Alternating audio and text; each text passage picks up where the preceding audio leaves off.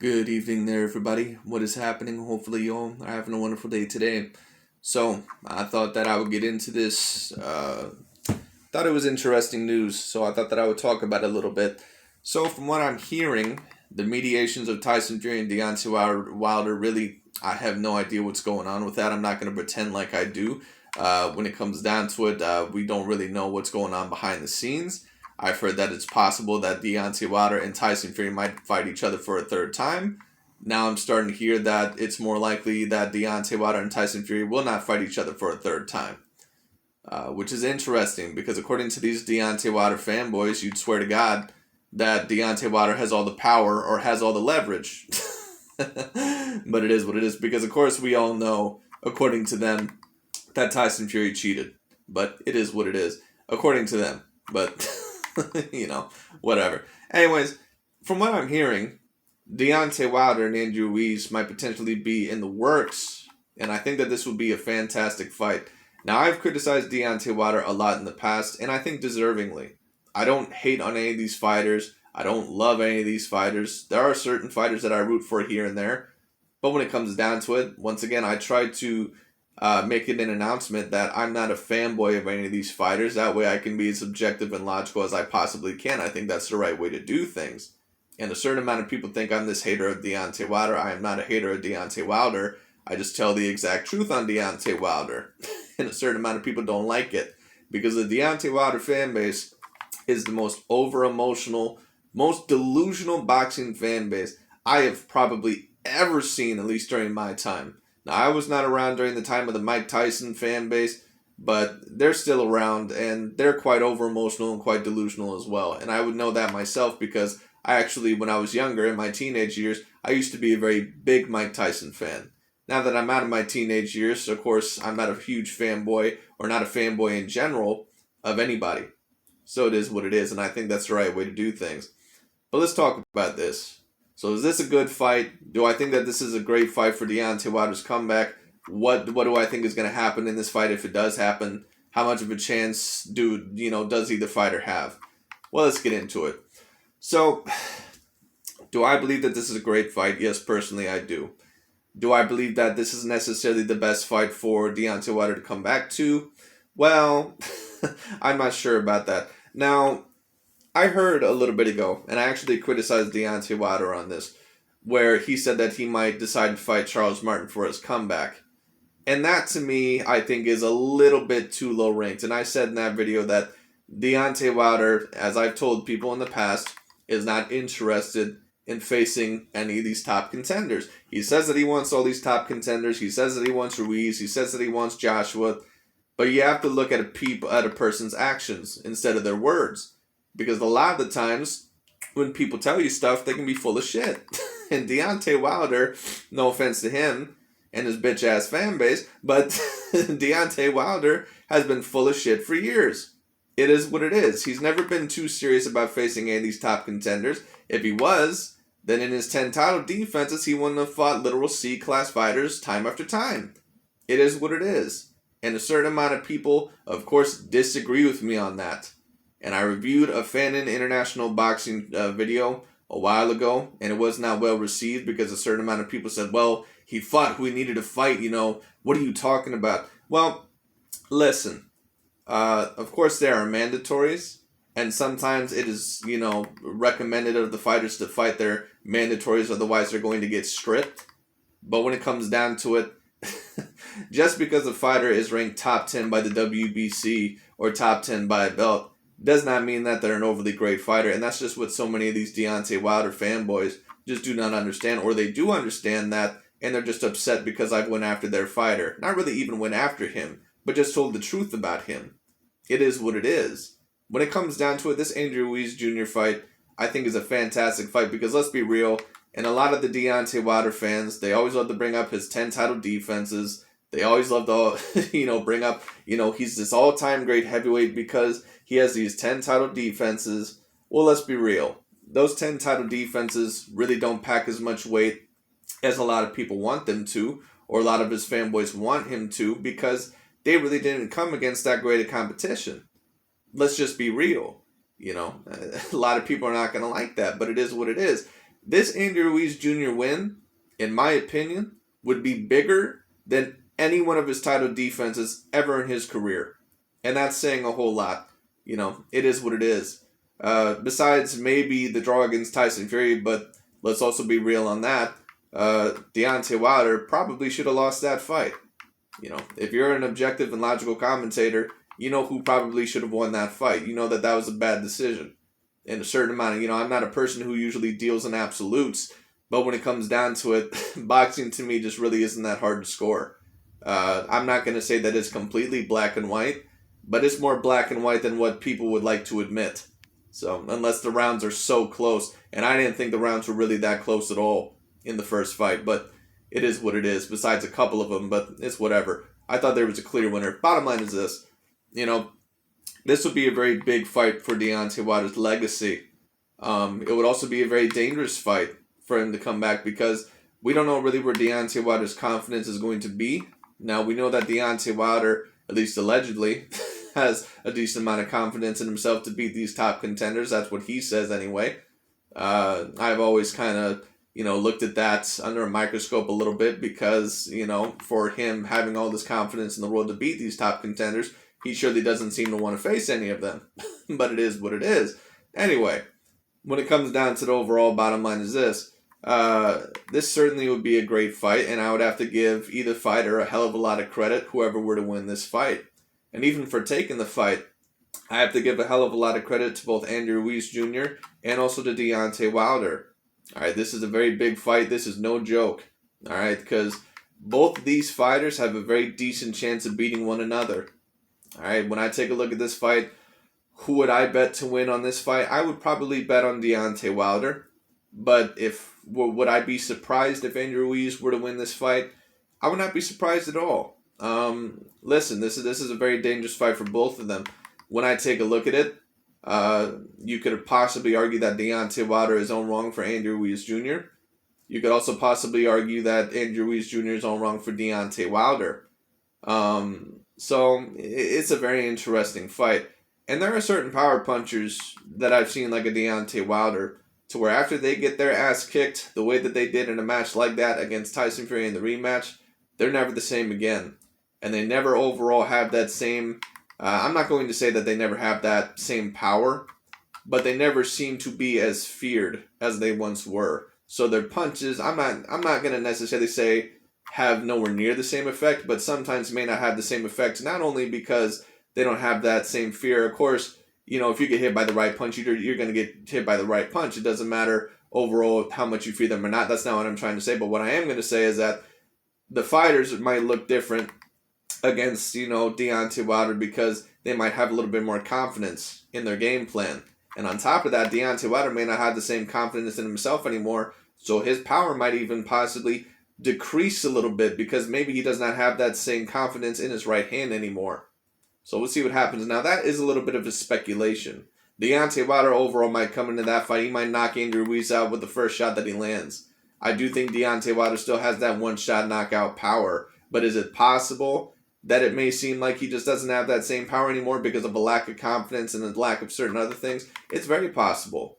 Or at least that right hand may not work for him as much anymore. It's very possible. Now, a certain amount of Deontay Wilder fans, they got mad when a certain amount of people said, well, these fighters now are just going to come towards Deontay Wilder and, they're just going to pressure him and they're going to expose him. The game plan has been set for Deontay Wilder. And a certain amount of people say, well, you have to do this, and this. Tyson Fury is a special fighter. You can't just do, that.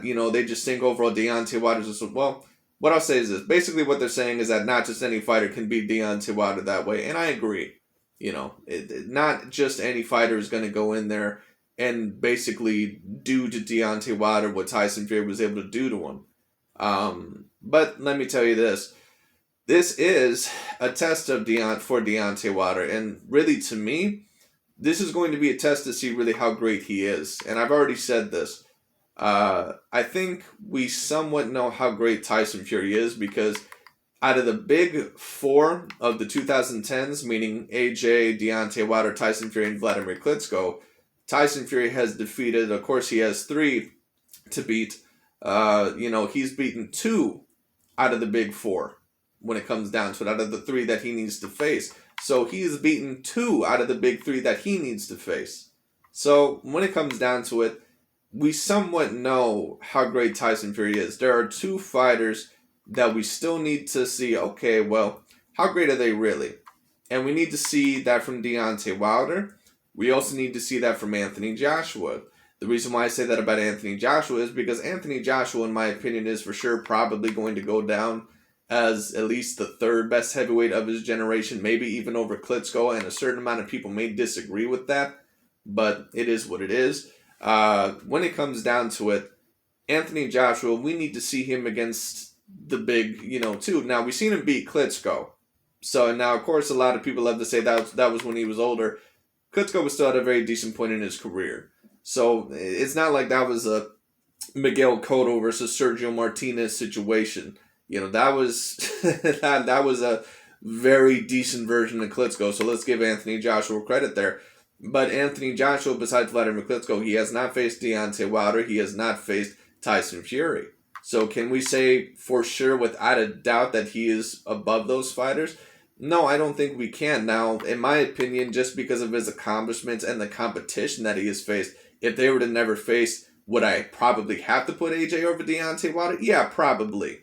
But when it comes down to it, can we say for sure, without a shadow of a doubt, that Anthony Joshua is greater than Deontay Wilder? Well, I would say he's greater just by a little bit now because of the competition and him almost unifying the whole entire division.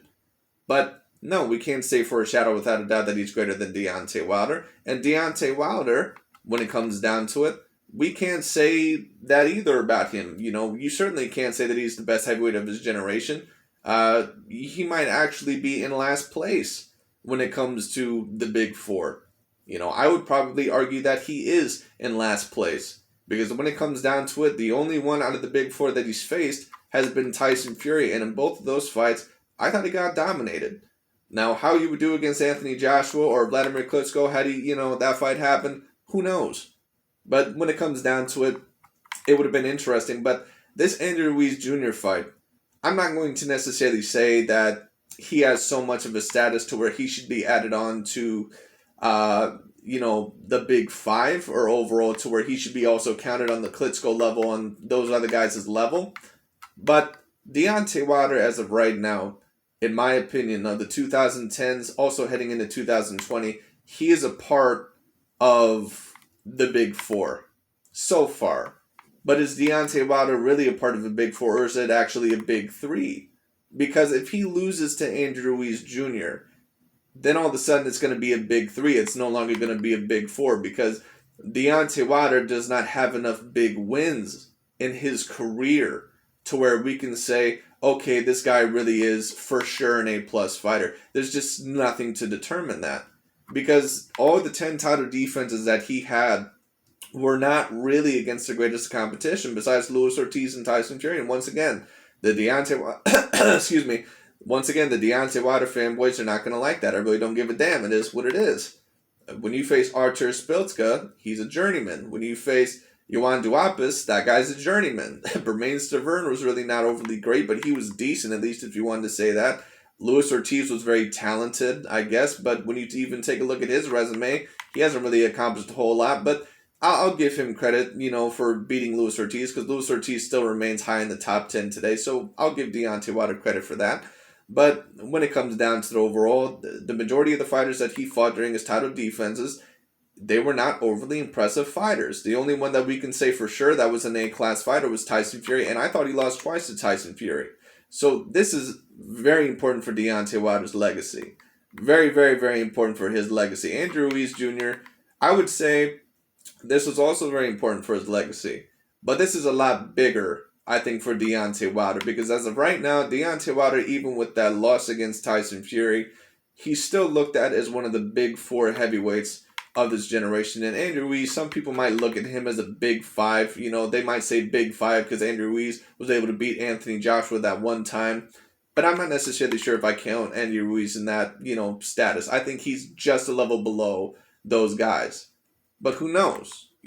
We'll see what happens. It'll be interesting. But once again, this fight will prove once and for all how great Deontay Wilder truly is. We'll see what happens because once again, he's faced such a lack of the top 10 contenders. When you take a look at Anthony Joshua's resume, you have Alexander Povetkin on there, even though he's, I believe now, even in his 40s, he remains in the top 10 today. He won his last fight against Dillian Whyte. Dillian Whyte, even though he wasn't top 10 at the time, we've seen how great Dillian Whyte has become. Anthony Joshua has him on his record. He also has Joseph Parker on his record, who remains in the top 10. Andrew Ruiz, who was not top 10 at the time, but Anthony Joshua was able to dominate him in the rematch, and Andrew Ruiz remains in the top 10 today. So we'll see what happens. And I'm trying to think. He beat Vladimir Klitschko at a very decent time in his career as well. I mean, of course, he was coming off of a loss, but you could just tell Vladimir Klitschko in that rematch against Anthony Joshua, it's not like he was done. Once again, that was not like a Miguel Cotto versus Sergio Martinez situation. It is what it is. Klitschko had a decent amount left in the tank, and he probably could have continued fighting more. It is what it is. But he decided to retire. But when it comes down to it, I'm trying to think of a couple of the others. If you wanted to count Kubrat Pulev, I guess you could. I don't know if I really count him because he's not really a consistent top 10 guy, but it is what it is. I'm trying to think who else is on there that he's beat. I know I'm missing somebody else, I think. Who else did he beat? I can't remember, but when it comes down to that, that's pretty much the gist of it. Anthony Joshua, even though a lot of Deontay Wilder fans and a decent amount of people, they want to criticize him, for me, it's hard to criticize Anthony Joshua because he has been consistently facing top contenders. In fact, he is the only one in the heavyweight division that has been consistently facing top contenders. Very talented top 10 contenders. Contenders that last there not just for, months, but last there for years. Dillian Whyte has been in the top 10 for years. Joseph Parker's been in the top 10 for years. And when you take a look at it, that Dillian Whyte versus Anthony Joshua fight, I'm not going to say it was 50-50, but a certain amount of people at least seen it as 70-30 or 60-40. The Joseph Parker fight, a lot of people thought that fight was 60-40. The Andrew Ruiz Jr. rematch, a lot of people thought that was 50-50. So it is what it is. Now, of course, if you don't want to necessarily count that one because Joshua, it was really him in the first place that made that fight 50-50, then okay, that's understandable. But there's also a certain amount of other fighters that he fought. I'm not going to say that were 50-50, but the Alexander Povetkin fight, probably 70-30. But when it came down to it, maybe even more. But that was still another very good top contender. So it is what it is. Deontay just hasn't faced a lot of those. So once again, I have to reiterate the point. This fight is really going to tell us how great he is. And if he does not win this fight, this is going to affect his legacy very badly. And this is not me trying to tear down Deontay Wilder's legacy. This is not me trying to say overall that Deontay Wilder is a complete hype job. But if he does lose this fight against Andrew Ruiz Jr., he is going to be looked at that way. A certain amount of the LDBC and a certain amount of the new media, and I've already told people about their motivations. A certain amount of people refuse to believe me, but I've already told people, yes, they are pro-racial. When you take a look at their videos, when you take a look at Dante's Boxing Nation, you know who they say the most overrated and overhyped fighter, not only of this generation, but in history is? They say it's Gennady Golovkin. Now, why did they say that? They say that he's the most overrated and overhyped fighter because the first time and the only time that he officially faced an A-class fighter, he lost against Canelo Alvarez. And of course, they believe that first fight was a draw. Listen, if you know boxing, you know that first fight was not a draw. It should have went to Golovkin, but those Canelo Alvarez like decisions. It is what it is. Now the second fight, I do think Canelo Alvarez won, so fair game to that. But Golovkin, let's just take a look at the similarities here between Deontay Wilder and Gennady Golovkin. Gennady Golovkin, I believe, has had more title defenses in the middleweight division and almost unified the whole entire middleweight division at the time. So what that means is that Gennady Golovkin was facing more top contenders in his division than Deontay Wilder ever did in his. But Gennady Golovkin is the most overrated fighter of the generation. Deontay Wilder is one of the greatest heavyweights of all time. Once again, I've already told you guys what their motivations are. Now, I don't have a problem if you're going to say that Gennady Golovkin was slightly overrated because he was, and there were certain fights that he could have took that he did not take that would have upped his profile and that would have upped his resume. But when it comes down to it, Deontay Wilder is the same situation.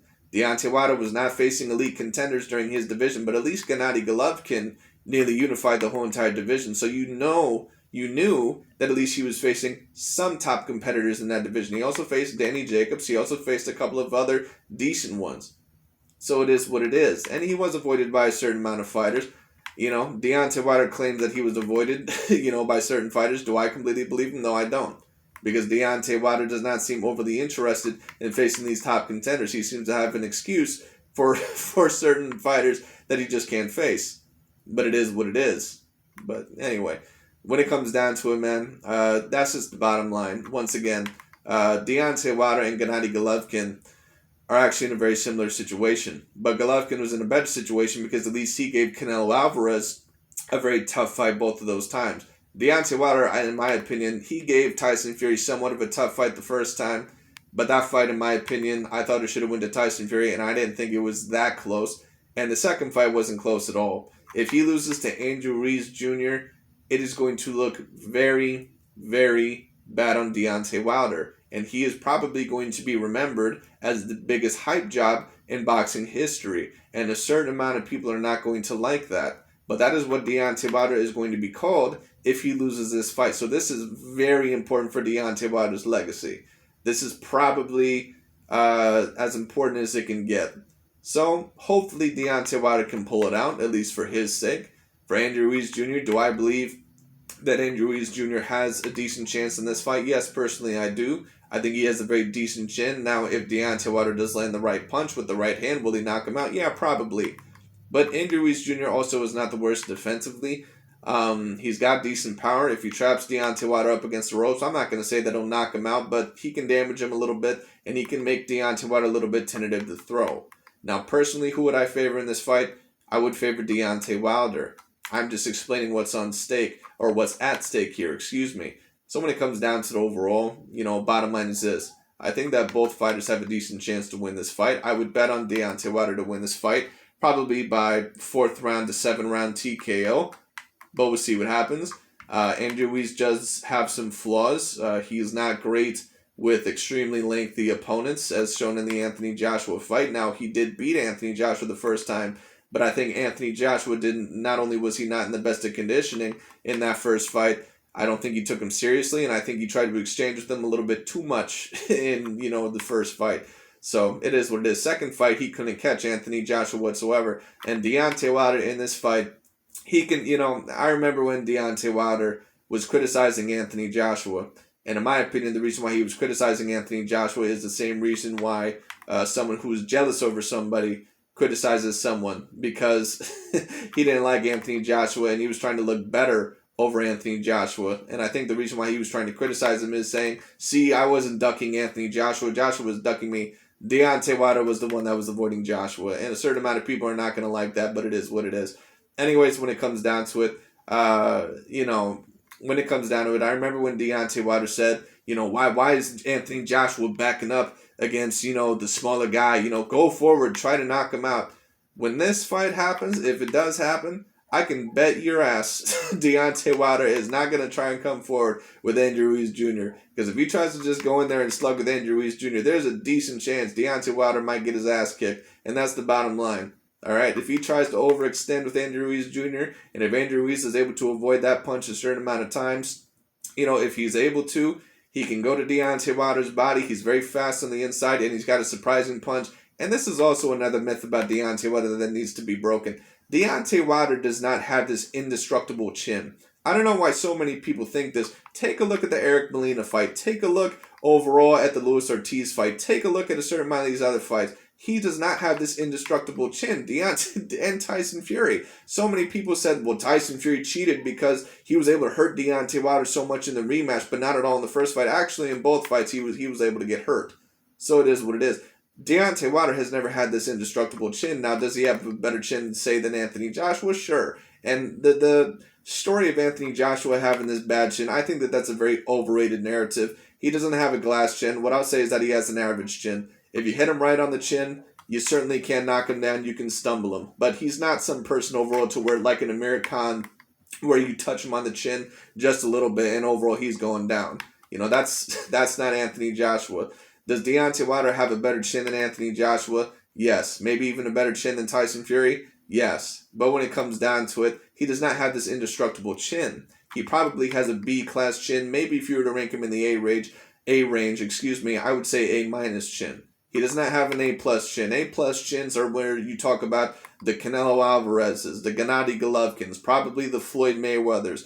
Fighters like that. Those are the fighters that I've seen with A-plus chins. Maybe Mayweather's about an A, because I have seen him hurt in multiple fights. Golovkin and Canelo, even though I've seen him hurt, it's not been often. And Golovkin, I don't think I've actually ever seen him hurt with a headshot before. He might have the best chin I've seen within a certain amount of years. But when it comes down to the overall, that's just the bottom line. So I wanted to talk about that. I wanted to talk about everything in that just to get my opinions out on there. But I think that this is a great fight. I think whoever wins this fight, the legacy is going to be looked as completely different. And if Andrew Ruiz wins this big fight, he may be looked at in the top 4, and Deontay Wilder may be exited out of the big 4. Andrew Ruiz might then be looked at as one of the big 4, because not only would he have beaten Deontay Wilder, but he would also have beaten Anthony Joshua once.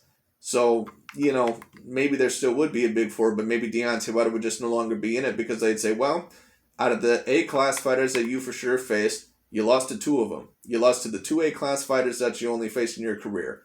So this is very important for both of their legacies. For Andy Ruiz Jr., this could mean that actually he's one of the big 4 of the 2010s, also going into the 2020s. And for Deontay Wilder, this also means that, he could possibly remain in the big 4. All right? Because you could possibly lose to all the other big fighters in that group. As long as you beat a lot of the other top contenders, you can still remain in the big 4. Like, take a look at Sean Porter, for example, or Danny Garcia. Danny Garcia, even though he's basically lost every big fight at welterweight, he's still looked at as one of the elite 5 because he can beat basically every other top contender. And Deontay Wilder is going to have to do that. So it is what it is. We'll just have to see what happens. But anyways, hopefully all that made sense. That's pretty much about it for this video. Thank you so much for watching. I just thought that I would talk about that. And I'll see y'all later.